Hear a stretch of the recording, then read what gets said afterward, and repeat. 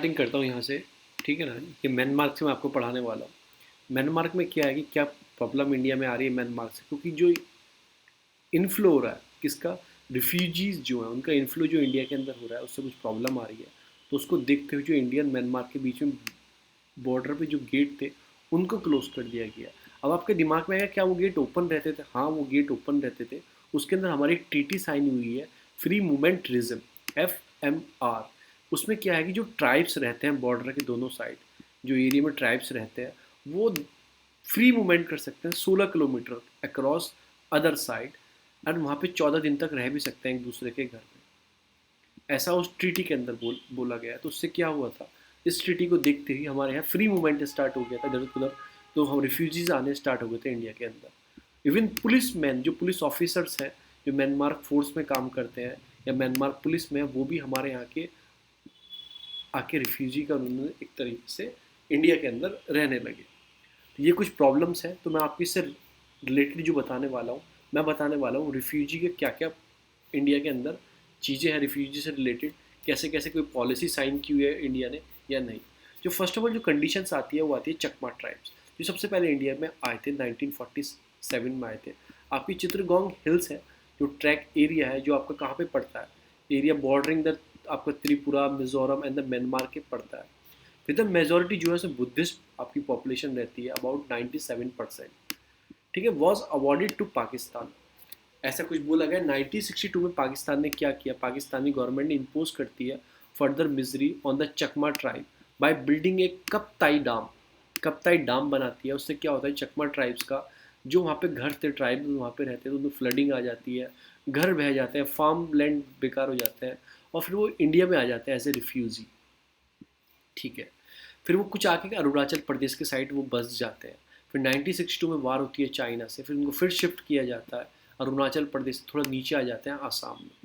फिर आसाम में आ जाएंगे तो डेमोग्राफिक चेंज हो जाएगा आसाम में। तो 1980 में क्या होता है, आसाम क्या करता है, मतलब उन पे मतलब आसाम के जो लोग हैं उन पे मारना पीटना स्टार्ट करते हैं, घर जला देते हैं उनके। तो उसके बाद क्या होता है, सुप्रीम कोर्ट को गुस्सा आता है 1996 में। सुप्रीम कोर्ट क्या करता है, स्टैंड लेता है और स्टेट गवर्नमेंट से बोलता है जो हैरेसमेंट हो रहा है चकमा के साथ इसको कम करो। तो इसको जर्नी चलते चलते चलते चलते सितंबर 2015 आ जाता है। सुप्रीम कोर्ट बोलता है सेंट्रल को और स्टेट गवर्नमेंट को to complete the process of citizenship. Dead original 7,000 जो सर्वाइवर हैं चकमा कम्युनिटी के, आपके आपके हाजोंग्स जो है, उनको एक सिटीजनशिप प्रोवाइड की जाए, इंडियन सिटीजनशिप। उसके लिए वो CAA एक्ट लेके आई गवर्नमेंट उसको बनाने के लिए। तो ये आपको याद रखना है, चकमा और आपके हजोंग्स जो कहाँ के हैं, मतलब रिफ्यूजी एक तरीके से। अभी कहाँ पे ये मिजोरम में रहते हैं। आपने सुना होगा शेड्यूल 6 में, आपने ये भी सुना होगा चकमा आपकी ऑटोनोमस डिस्ट्रिक्ट काउंसिल भी सुना होगा आपने। ये कुछ एरिया में है, और ये मतलब बहुत पुराने पार्टीशन टाइम से 1947 से है। तो इन्हें अब सिटीजनशिप प्रोवाइड कर देनी चाहिए। फिर ये तो बहुत कॉमन इशू रोहिंग्या, तो आपको पता ही होगा जो आपके राखीन स्टेट है म्यांमार में, वहाँ से इंडिया में आए हैं। नियर अबाउट 13,000 हमारे यहाँ रोहिंग्यास आए हुए हैं। ऐसा कैसे पता है हमें, UNHCR है ना आपकी, हाई कमीशन ऑफ रिफ्यूजी, उसने उन्हें कार्ड बना के दिया, रजिस्ट्रेशन किया हुआ है उन्होंने उनको। तो उन्होंने हमें ऐसे पता है।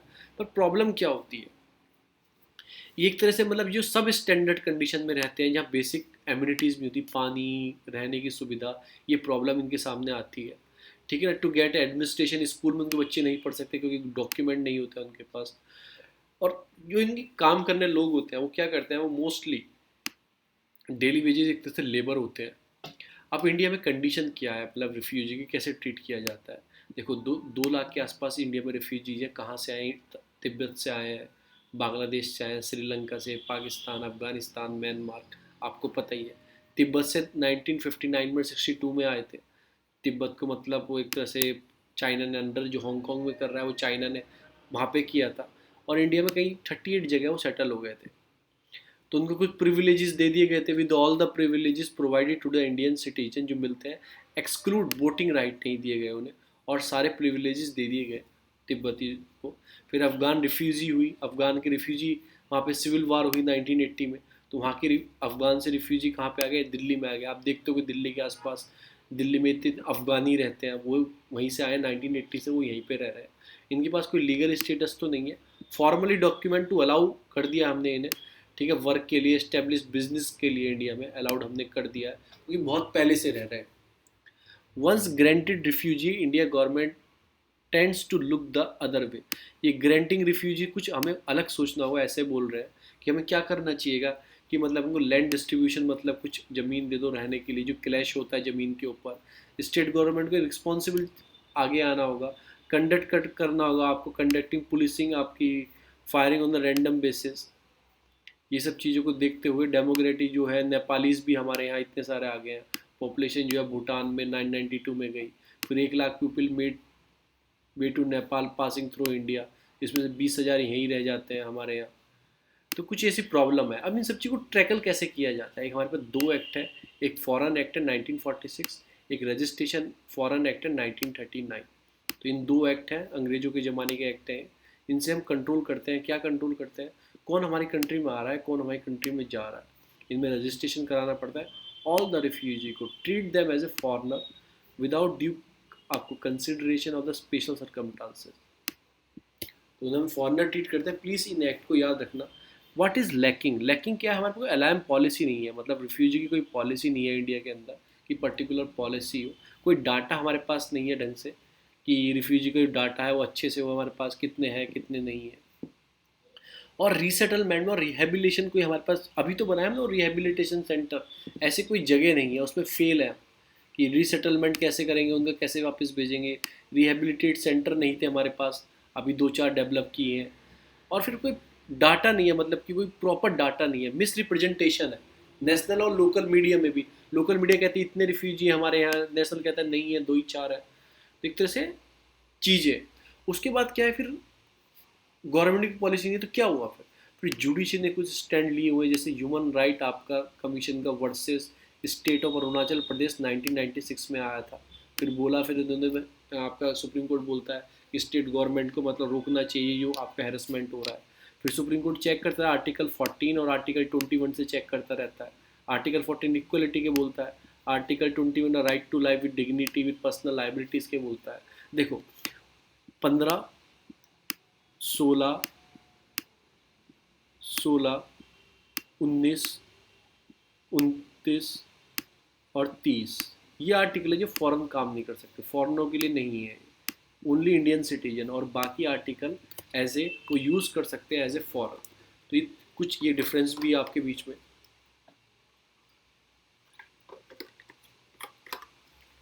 और इंडिया जो एक ऐसी कंट्री है, ओनली डेमोक्रेसी वाली कंट्री है पूरे वर्ल्ड में, जिसके पास कोई स्पेसिफिक लेजिस्लेशन नहीं है रिफ्यूजी के लिए। पूरे वर्ल्ड में इंडिया इकलौती ऐसी डेमोक्रेसी कोई स्पेसिफिकेशन, स्पेशली लेजिस्लेशन नहीं है फॉर रिफ्यूजी के लिए। तो ये बात रखना। इंडिया ने और क्या किया? इंडिया ने आज तक साइन भी नहीं किया है जो आपकी थी 1991 वाली कन्वेंशन थी, यूनाइटेड नेशन रिफ्यूजी कन्वेंशन, और 1967 वाली प्रोटोकॉल को आज तक साइन नहीं किया। ये बात याद रखना, प्री के लिए क्वेश्चन यहीं से आएगा, यही क्वेश्चन आएगा जो हेल्प करता है डिफाइन करने में legal obligation of state to protect the refugee. क्योंकि लीगल ऑब्लिगेशन लगाता है उस स्टेट के ऊपर, अगर आपके रिफ्यूजी आएंगे आपको लीगल उन्हें प्रोटेक्ट करना है रिफ्यूजी को, तो इंडिया बोलता है हम किसी को प्रोटेक्ट नहीं करते। तो हमारे यहाँ कोई ऐसा नहीं है। It remain the duty of the state specially one with the democratic, मतलब like India, to keep the door open for the people in the distress. ऐसा ये सब इस ट्रीटी के अंदर बताया गया। Any refugee who grant asylum, तो हमें यहाँ पे उसे हम रहने के लिए जगह देते हैं, have approve should be given a formal recognition, मतलब उसे रिकोगनाइज करना है, ठीक है ना। तो उसको सब कुछ रिकोगनाइज करना है, आइडेंटिफाई करना है, डॉक्यूमेंट करना है, ट्रैवलिंग डॉक्यूमेंट क्या क्या है उसको सब बना के देने हैं। अप्लाई उन्हें देना है कि एबल हो चुके हैं वो, कि मतलब उनके रेसिडेंट परमिट उन्हें मिल जाए रहने के लिए, क्रॉस द इंडिया जा सकें कहीं भी प्राइवेट सेक्टर में एम्प्लॉयमेंट उन्हें मिल जाए, प्राइमरी उन्हें एजुकेशन प्रोवाइड हो जाए उनके बच्चों को। ये कुछ चीज़ें हैं जो हम चीज़ें उन्हें रिकोगनाइज कर सकते हैं। लोकल म्यूनिसिपलिटी है उनको हेल्प करेगी डेवलप करने में, नेबरहुड एसोसिएशन में, to accept refugee who are पे, इन सब चीज़ों में उनका हो सकता है। तो हमारी देखो हमें कुछ चीज़ इसमें करनी भी चाहिए। ऐसा हमें क्यों करना चाहिए? देखो एक चीज़ है, नेशनल सिक्योरिटी जो है हमारी स्टेट की सिक्योरिटी है वो पैरामाउंट है, हमेशा टॉप पे रहेगी। But take care of refugee in India is a moral duty, because humanity is above all the thing, even the religion.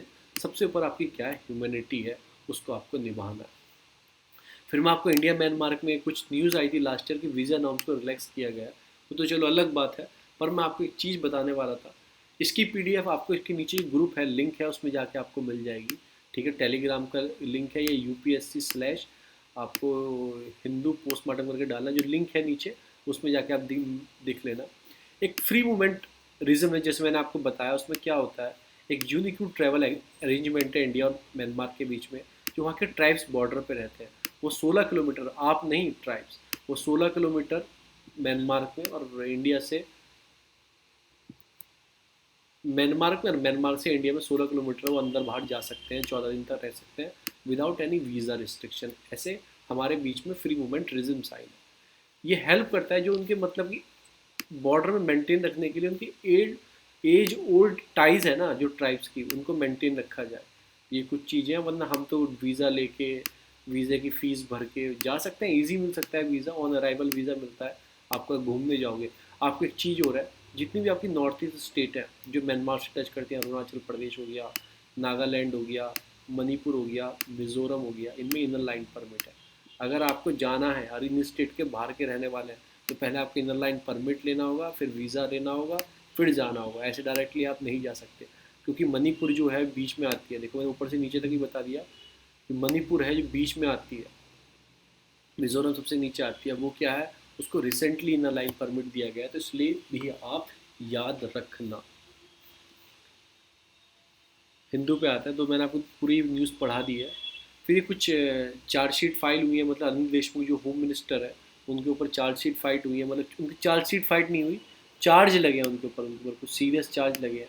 वो क्या लगे हैं कि दिल्ली मुंबई के जो कमिश्नर्स हैं उनको सस्पेंड किया गया। उन्होंने क्या बोला है कि मुझसे, ये देशमुख साहब क्या बोलते थे, 100 करोड़ रुपये हर मंथ मुझे ला के दो। कहाँ से ला के दो, जो बार और होटल्स मुंबई में चल रहे हैं वहाँ से कलेक्ट करके ला के दो। तो एक तरह से गलत चार्ज है, मतलब फिर ये कोविड-19 के कुंभ मेला बढ़ सकता है, बूम लग सकता है, ऐसा सेंटर ने वार्न कर दिया है उत्तराखंड गवर्नमेंट को। मैं आपको कुंभ मेला बताऊँ कहाँ का लगता है, हरिद्वार, इलाहाबाद, नासिक और उज्जैन, भारत में 4 जगह कुंभ मेला होता है। अर्थ कुंभ 6 साल में होता है और ये 12 साल में एक बार होता है। फिर 23 मार्च को भगत सिंह का शहीद दिवस है। फिर इमरजेंसी व्हीकल लेन नीट पॉलिसी, ऐसे पीआईएल लगे कि इमरजेंसी व्हीकल के लिए अलग से लेन होनी चाहिए, तो आप खुद सोचना कि ऐसी लेन की हमें ज़रूरत है या नहीं है। फिर इसमें एक न्यूज़ आई है, छोटा बता दूँ, ईवीएम पहली बार कब से चल रही है, 2004 से। और फिर ईवीएम वीवीपैट कब से वर्क कर रहे हैं, दिसंबर 2017 से। ऐसा कुछ इसमें बताया गया है। फिर ये न्यूज़ आती है, चलो पढ़ने वाली नहीं है। फिर नाइट कर्फ्यू लगना स्टार्ट हो गया क्योंकि राइजिंग केस बढ़ना स्टार्ट हो गए। पहली न्यूज़ हम बिल्कुल नहीं पढ़ेंगे, ये पॉलिटिकल न्यूज़ है। दूसरी पढ़ेंगे जंक इनएफिशिएंसी। अभी जो आपको स्क्रैपिंग पॉलिसी आई है कि 10 साल में आपके गवर्नमेंट व्हीकल को स्क्रैप कर दिया जाएगा, 15 साल में आप कॉमर्शियल व्हीकल को फिटनेस फेल होगी, 20 साल में आप प्राइवेट व्हीकल को फिटनेस फेल होगी, आप क्या कर देंगे। तो ये क्या बोल रहा है एडिटोरियल, क्या बोल रहा है कि आप ये पॉलिसी तो लाए हो, ठीक है, पर ये वर्क करेगी या नहीं करेगी। ठीक है, अब इन्होंने कुछ पॉइंट बताए कैसे फेल हो सकती है। One, there is a found unfit for use to stop them moving to small towns. अभी क्या होता है, जैसे दिल्ली के अंदर अनफिट हो गई, तो क्या करेंगे, यहाँ से वो 10-20 हज़ार की उसे बेच देगा, वो फिर कहाँ चलाएगा, वो जाके चलाएगा उसे छोटे टाउन में और गाँव के अंदर। तो जब एक बार स्क्रैप यहीं पे ख़त्म हो जाए, तो ये नहीं कि आप उसे छोड़ दो, वहीं पे स्क्रैप कर दो, आगे यूज़ ही ना हो, पहली बात। दूसरी क्या बोला, चलो उसने स्क्रैप करवा दिया, उसे नई गाड़ी चाहिए, तो उसके लिए आप क्या कंसेंसस दो, रोड टैक्स के अंदर, उसको रजिस्ट्रेशन टैक्स के अंदर कंसेंसस दो उसे। और उसके बाद जो ऑटोमोबाइल्स कंपनी अपनी इंडस्ट्री है, वो भी कोई मतलब डिस्काउंट डील दे कि हम 50,000 रुपये की, 1 लाख की छूट है नई गाड़ी खरीदने पे। ठीक है, तो कुछ ऐसी ऐसी चीज़ें लेके आओ। फिर एक प्रॉब्लम इन्हें और बताई, जो हैवी व्हीकल्स होते हैं, ट्रक्स होते हैं, कितनी हाई कॉस्ट के होते हैं, 30-30 लाख, 35-35 लाख का होता है। वो कैसे एक पल में उसे स्क्रैप करवा देगा अगर फिटनेस फेल हो जाता है उसका। वो क्या करते हैं, अभी इंडिया में क्या होता है, वो विदाउट फिटनेस ही चलते रहते हैं, कुछ पैसा वैसा जाता है बैक चैनल से, वो विदाउट फिटनेस ही वर्क करते रहते हैं। तो उन सब चीज़ को चेक करो, वो कैसे इतनी लाख रुपए का व्हीकल खरीद के लाए। उसे कुछ ई एम आई में छूट दो उसे, कि EMI आप पे कर सकते हो, टर्म बढ़ा दो, इतने साल तक आप पे कर सकते हो। अगर आप लोन देने में प्रॉब्लम आती है तो गवर्नमेंट भी आपको कुछ हेल्प करेगी, इंसेंटिव प्रोवाइड करेगी। अगर आप प्रॉपर तरीके से अपने हैवी व्हीकल का हैवी व्हीकल का आप फिटनेस टेस्ट आप प्रॉपर तरीके से मेंटेन रख रहे हो तो चलो ये सारी चीज़ें स्क्रैपिंग पॉलिसी हेल्प करेगी आपको। जो आपका ऑटोमोबाइल सेक्टर है वो डूब गया है कोविड-19 की वजह से, उसको हेल्प करेगी बूस्ट करने में। और फिर जैसे देखो मेरे पास गाड़ी अभी क्या है, डीजल की गाड़ी है, स्क्रैप हो गई मेरी गाड़ी पॉलिसी में, वो फिटनेस से फेल हो गई, उसमें क्या करूँगा मैं? फिर मैं सोचूंगा कि चलो इलेक्ट्रिकल व्हीकल ले लूँ मैं, क्योंकि गवर्नमेंट मुझे इंसेंटिव और देगी अगर इलेक्ट्रिकल लूँगा मैं। ठीक है ना, तो मैं इलेक्ट्रिकल व्हीकल ले लूँ या फिर कोई ग्रीन टेक्नोलॉजी का व्हीकल आए उसको ले लूँ, प्रिविलेज दूँ मैं। ऐसी गवर्नमेंट को भी करना चाहिए और मुझे भी सोचना चाहिए, तो हेल्प मिलेगी हमें। जो जीरो इमिशन करना है मिड सेंचुरी तक अंडर पेरिस एग्रीमेंट में, उसमें हेल्प मिलेगी। हमारा जीडीपी बढ़ेगा। जीडीपी कैसे बढ़ेगा? लोग नई गाड़ी खरीदेंगे तो उससे क्या होगा, ज़्यादा मैन्युफैक्चरिंग होगी, मैन्युफैक्चरिंग के लिए एम्प्लॉयमेंट इंक्रीज़ होगा, आदमी चाहिए काम करने के लिए, तो जीडीपी को इंक्रीजमेंट मिलेगी।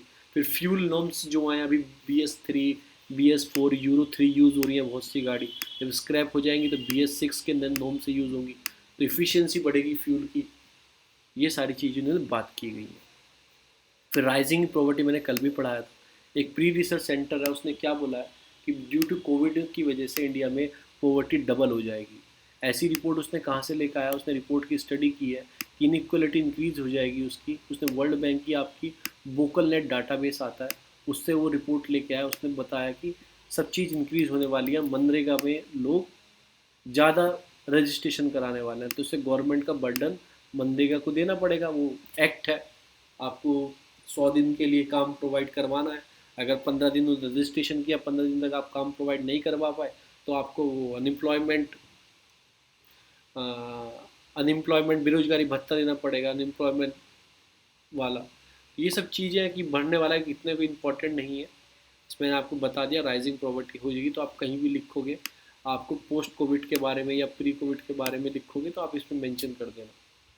फिर doubling down the resilient India, मतलब ये कुछ बोल रहा है आर्टिकल, ये बोल रहा है कि इंडिया में एफडीआई का फ्लो लास्ट साल में बहुत बढ़ा है।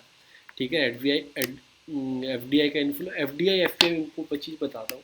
अगर 10% से ज़्यादा इन्वेस्टमेंट हो रहा है, जैसे 100 रुपये 10 रुपये से ज़्यादा इन्वेस्टमेंट हो रहा है तो उसे एफडीआई बोलेंगे, उससे कम हो रहा है तो एफपीआई बोलते हैं, आपका फॉरेन पोर्टफोलियो इन्वेस्टर।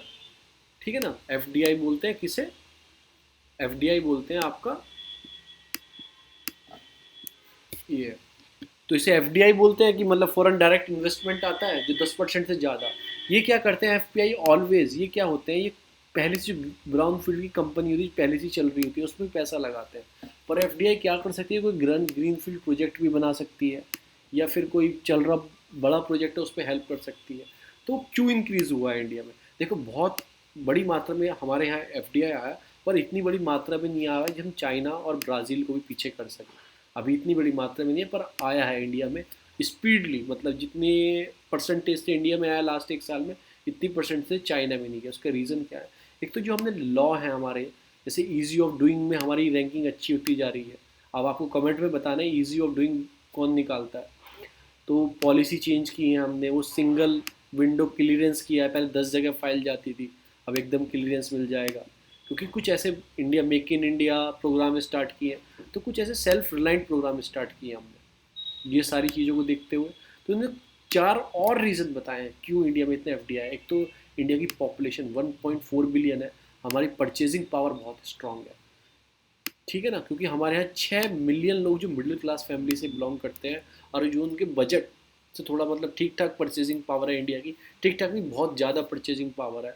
ठीक है ना, चाइना में है हमारे बराबर लोग, पर परचेजिंग पावर इतनी नहीं है, क्योंकि पहले से वो वेल डेवलप, हमसे अच्छा डेवलप हो चुके हैं, तो डेवलपिंग कंट्री में ज़रूरत की ज़्यादा सामान की पड़ती है। तो एक परचेजिंग पावर की वजह से इतनी बड़ी पॉपुलेशन है तो बड़ा मार्केट मिलेगा। फिर जियो पॉलिटिक्स, जो जियो पॉलिटिक्स टेंशन चल रही है, यूएस चाइना में कंपटीशन चालू है ट्रेड के ऊपर, कि हमारे यहाँ आपने सुना था लॉकडाउन में 300 कंपनियाँ चाइना छोड़ के भारत जाएंगी, पर वियतनाम जाएंगी, थाईलैंड जाएंगी। तो जो कंपटीशन चालू है इन्वेस्टमेंट मैन्युफैक्चरिंग के लिए, उससे हमें फ़ायदा मिल रहा है। उससे वियतनाम ने कितना बड़ा फ़ायदा लिया, पर वियतनाम छोटी कंट्री है, फिर वो क्या तो दूसरी डेस्टिनेशन इंडिया दिख रही है, क्योंकि मार्केट भी है इंडिया के पास।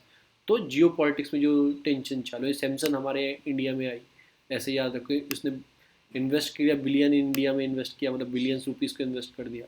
तीसरा क्या है, जो डिजिटल कनेक्टिविटी इंक्रीज़ हुई है 2014-16 से, क्या है कि सब फ्री, नेट फ्री, फिर कितना यूज़ करो। मेरे यहाँ रिक्शा वाला था, वो क्या बोल रहा, भैया 1.5 GB मुझे कम पड़ जाता है एक दिन का, जहाँ उसे मोबाइल भी नहीं पता था कैसे चलाते हैं।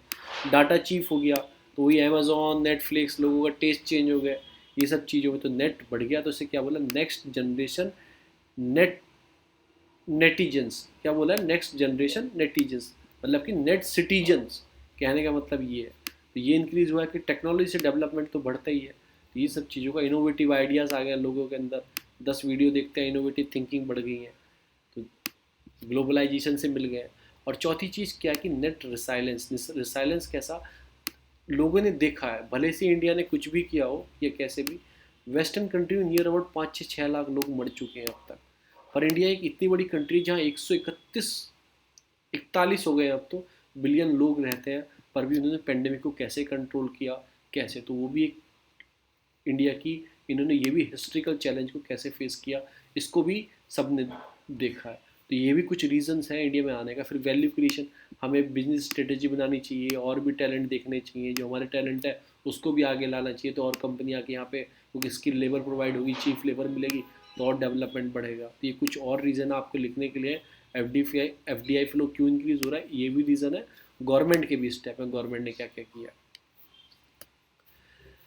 फिर दूसरा रीजन है आपका AIAEA का। ये क्या है कि JCPO जो डील थी आपकी, JCPO क्या है कि जॉइंट कॉम्प्री एक्शन जो प्लान है आपका, उसमें क्या है P5, जो सिक्योरिटी 5 प्लस जर्मनी, ये कुछ देश हैं। इनका क्या था कि जर्मनी, हम ईरान को यूरेनियम सप्लाई करेंगे और उसे पीस चीज़ के लिए यूज़ करना है, यानी कि इलेक्ट्रिसिटी डेवलप करने के लिए, और हम ये नेशन चेक भी करेंगे। ये 2015 में ओबामा तक जब साइन हुई थी, पर 2018 में ट्रंप ने मना कर दिया कि हम कोई यूरेनियम नहीं देंगे ईरान को। तो अब इनमें टसल चालू हुआ, कैसी चिकन एंड एग गेम चालू हुआ बीच में, ईरान और यूएस के, कि अंडा पहले आया मुर्गी पहले आई, वो वाला गेम चालू है।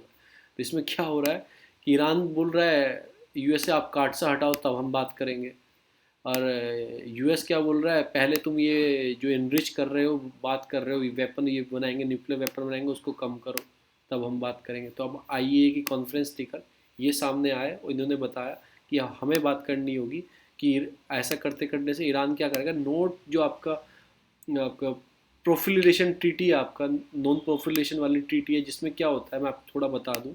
इसमें क्या होता है, ट्रीटी में कुछ देश हैं जिनके पास न्यूक्लियर वेपन नहीं है, और इन्होंने ट्रीटी साइन की हुई है, उन्होंने क्या बोला है कि न्यूक्लियर वेपन डेवलप नहीं करेंगे। कुछ कंट्री पास न्यूक्लियर वेपन ऑलरेडी है, उन्होंने भी साइन की हुई है कि हम बिल्कुल अब डेवलप नहीं करेंगे। कुछ कंट्री ऐसे जिन्होंने साइन नहीं की है, जैसे इंडिया हो गया, पाकिस्तान हो गया आपका, फिर आपका इसराइल हो गया, नॉर्थ कोरिया हो गया, इन्होंने साइन नहीं किया। इन्होंने बोला हमने तो कुछ भी डेवलप नहीं किया, ये तो पूरी पूरी डेवलप करके बैठे हैं यूएस और रशिया, अब तो ये साइन कर लेंगे। तो ये बोल रहे हैं खतरा मंडरा रहा है कि ईरान भी उस तरफ ना चला जाए, तो इनको आगे आना पड़ेगा। इसका हेडक्वार्टर का वियना ऑस्ट्रेलिया में है, थोड़ा मैं इसके बारे में बाद में बता दूंगा। ये सब चीज़ें इसमें बताई गई हैं। फिर आता है ट्रीट अनपेड वर्कर। अभी क्या हो रहा है, गवर्नमेंट के इलेक्शन जैसे तमिलनाडु में, तो बोल रहे हैं कि जो अनपेड वर्कर होती हैं, जैसे आपकी माँ होगी घर में काम करती हैं, बहन होगी हमारी, वो सब घर में काम करती हैं, वो अनपेड वर्कर हैं, काम तो करती है पर वो अनपेड वर्कर है, उन्हें कोई पैसा नहीं मिलता। और 24/7 विदाउट लिमिट, आपको प्रमोशन नहीं है, कुछ उनके लिए कोई रिटायरमेंट बेनिफिट नहीं है, और 24 घंटे की जॉब है उनकी। ये कुछ चीज़ें बताई गई हैं। तो आपको क्या करना चाहिए, उन्हें आपको पैसे की ज़रूरत नहीं है, पर उनकी चीज़ कुछ ऐसी उनके लिए ऐसा कर दो, उनका कुछ बर्डन्स है उनको रिड्यूस कर दो। तो इसमें सारी यही बात की गई है, because of their impose them जो पेट्रियार्टिकल सोच जो है सोसाइटी में, उस वजह से ऐसा है कि वुमेन ही काम करेंगी। एक मैन और वुमेन में अनइक्वल फेयर, मतलब कि अपॉर्चुनिटी है कि वुमेन घर में काम करेगी, उसे काउंट नहीं करेंगे, मैन बाहर जाएगा उसे काउंट करेंगे। तो कुछ ऐसी चीज़ें हैं।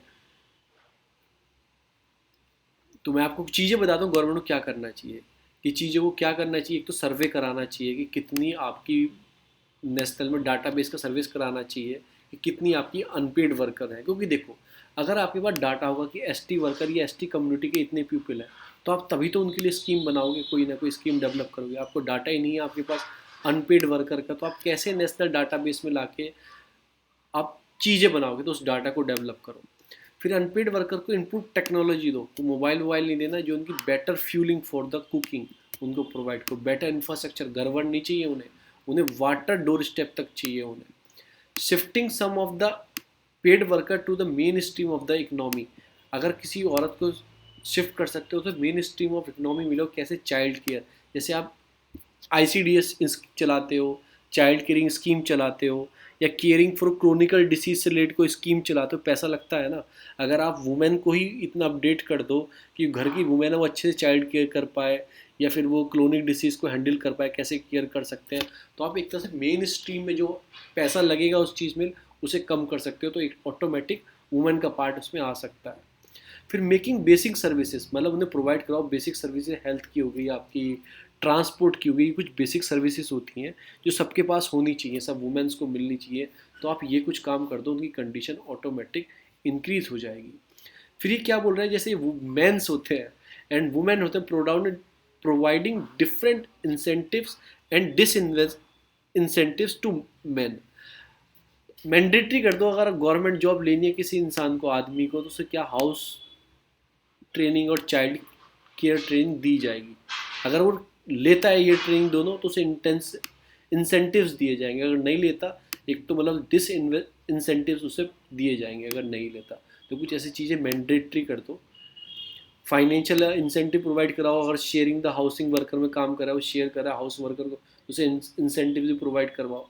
तो उससे क्या होगा कि फ्री टाइम मिलेगा एक वुमेन को, और उसकी अपॉर्चुनिटी ग्रो होगी। जब फ्री टाइम होता है ना, आप सोचते हो चीज़ों के बारे में क्या करना है, तो एक अपॉर्चुनिटी भी मिलेगी। जैसे आप GDP काउंट करते हो ना, आप गुड एंड सर्विसेज काउंट करते हो विद इन कंट्री में कितनी डेवलपमेंट हुई है, ऐसे वुमेन की भी GDP आपको देखनी पड़ेगी, क्योंकि वो भी एक तरह से हाउस होल्ड प्रोड्यूसर है गुड्स एंड सर्विसेज की, फॉर द मेंबर, अपने बच्चों के लिए, अपने खानदान के लिए वो भी हाउस एंड गुड सर्विसेज को प्रोवाइड कर रही है। जैसे आप GDP कंट्री का चेक करते हो तो उनका भी आपको चेक करना पड़ेगा, और कुछ नहीं है इस न्यूज़ में।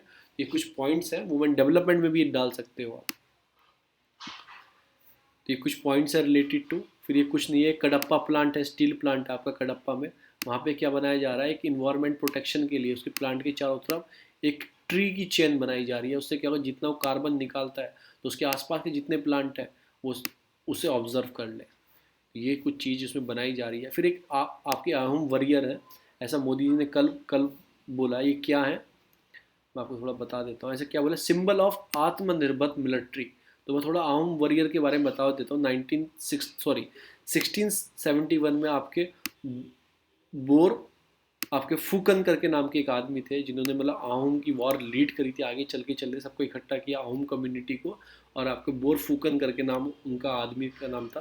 और बैटल ऑफ आपका आपका सराय घाट करके उन्होंने बैटल फाइट की। किसके साथ फाइट की उन्होंने, रिवर पे, मतलब बैटल फाइट की थी, बैटल ऑन द रिवर पे हुई थी, विक्ट्री ओवर द मुगल, ने मुगल पे विक्ट्री हासिल की थी। बोर फूकन, आपका बोर फूकन का नाम याद रखना, आहूम का याद रखना, और आपका सराय घाट करके कोई बैटल हुई थी 1671 में।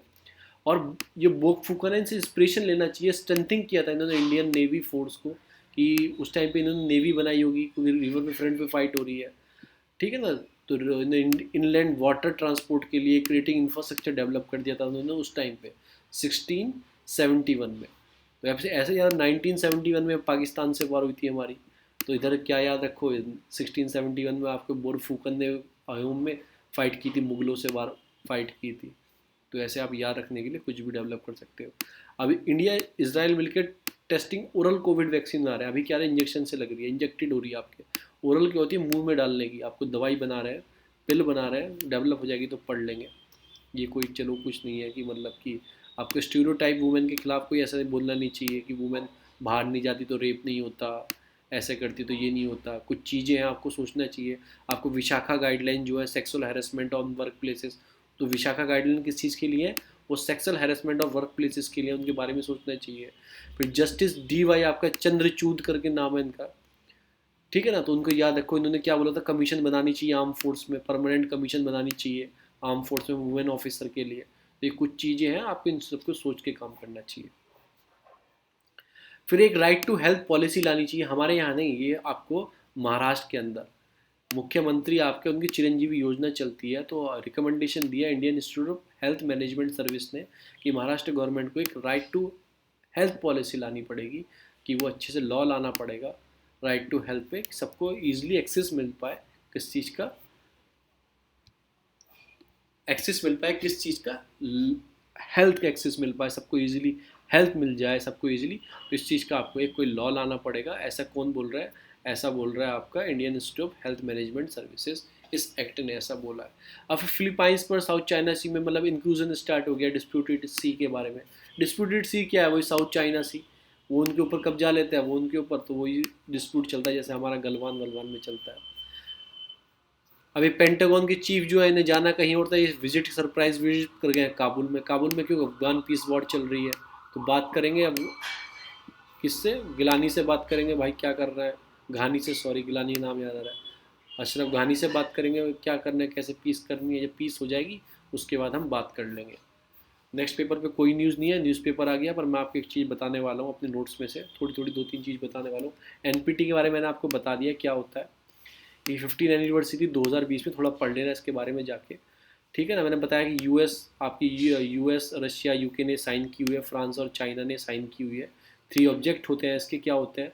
आपको आपको प्रोलिफरेशन करना है, आपको नहीं बनाना है, डिसआर्ममेंट करना है तो ख़त्म कर दो, पीसफुल यूज़ करना है न्यूक्लियर एनर्जी का। तो ये कुछ बोलता है। 4 कंट्री ने साइन नहीं किया, इंडिया, पाकिस्तान, इसराइल और नॉर्थ कोरिया। इंडिया क्या बोलता है? ये कंट्री जो है यूएस और रशिया, इनके पास ही 95% न्यूक्लियर वेपन्स है। अब ये हमें मना कर रहे हैं ट्रीटी साइन कर लो, हम क्यों करें? पाकिस्तान नहीं कर रहा है इधर, हमारे पास तो 10-10, 20-20 है। हम क्या करेंगे? हम, इन्होंने साइन मना करने से मना कर दिया इसमें। देखो जैसे इसमें लिखा है 95 इनके पास ही है। फिर मैं आपको बता दूँ, आपकी भावना देवी, ये इंडियन फर्स्ट फेंसर है। फेंसर क्या होता है? ये लड़ाई होती है, तलवार सी होती है इसमें ओलंपिक का गेम है। क्वालिटी फॉर ओलंपिक में क्वालिफाई कर गई है, सॉरी क्वालिटी नहीं, क्वालिफाई कर गई है ओलंपिक गेम्स के लिए, टोक्यो में होने वाले हैं। तो इंडिया की फर्स्ट फेंसर लेडी हैं जो फाइट करती हैं ऐसी वाली। तो फर्स्ट पूछ लिए फेंसर, आपको नाम देते हो भावना देवी, रिलेटेड टू विच स्पोर्ट्स? तो फेंसर याद रखना, ऐसी लड़ाई होती है इसमें तलवार वाली। तो ठीक है, इतना ही ख़त्म करते हैं। इसके नोट्स मैंने आपको शेयर कर दिए हैं। आपको किसी को नोट्स इसके चाहिए, जो मैंने ये निकाले हैं, नोट्स ये निकाले हैं, ये आप इस नीचे डिस्क्रिप्शन है उसमें ग्रुप का लिंक है, वहाँ पे जाके आप डाउनलोड कर सकते हैं। Thank you so much. और मैंने एक 365 पॉलिटी की वीडियो अपलोड की है, अगर किसी को देखनी है तो जाके प्लेलिस्ट में जाके 365 में आप जाके वो वीडियो दे सकते हैं। बहुत ही देर मतलब नॉर्मल वे में मैंने समझाया। मैं लाइन टू लाइन नहीं जाता हूँ, पर मैं मतलब बता बिलीव रखता हूँ कि आपको उसका मतलब पता होना चाहिए वो है क्या। और जो प्री के पॉइंट्स है फिर वो मैं आपको बताता हूँ, क्योंकि लाइन टू लाइन कोई याद नहीं कर सकता। प्री के पॉइंट और आपको चीज़ के बारे में पता होना चाहिए, तो मैंने वो ऐड किया। अगर किसी को देखना है तो प्ले लिस्ट में जाके देख सकता है। Thank you so much.